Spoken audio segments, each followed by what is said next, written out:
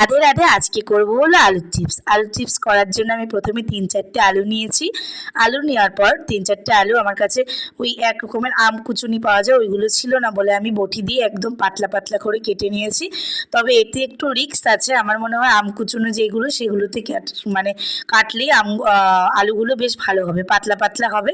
আমি এখানে কেটেছি, কেটে নিয়ে আলুগুলো সুন্দরভাবে সাজিয়ে নিয়ে একটুখানি লবণ দিয়ে রেখেছিলাম। তারপর কিছুটা গরম জলের মধ্যে আলুগুলো আমি ২-৩ মিনিট মতো ভাপ দিয়ে নিয়েছি, আর তার মধ্যে দিয়েছি পরিমাণ মতো নুন, তাতে আলুর মধ্যে আর কি নুনটা ঢুকে যাবে, বেশ ভালোই হবে। নুনটা আলুর মধ্যে গেলে বেশ ভালো লাগবে খেতে। তারপর আলুগুলো আমি নামিয়ে নিয়ে আলুগুলো একটু ঠান্ডা জল দিয়ে ভালো করে ধুয়ে নিয়েছি। তারপর আলুগুলো রোদ্রে নিয়ে গেছি, রোদ্রে ঢেলে একটা প্লাস্টিকের উপরে আলুগুলো আমি ২ দিন শোকাতে দিয়েছিলাম। ২ দিন পরে গিয়ে একদম যখন এরকম কুড়মুড়ে হয়ে আসবে তখন আমরা আলুগুলো রোদের থেকে নামিয়ে নেব।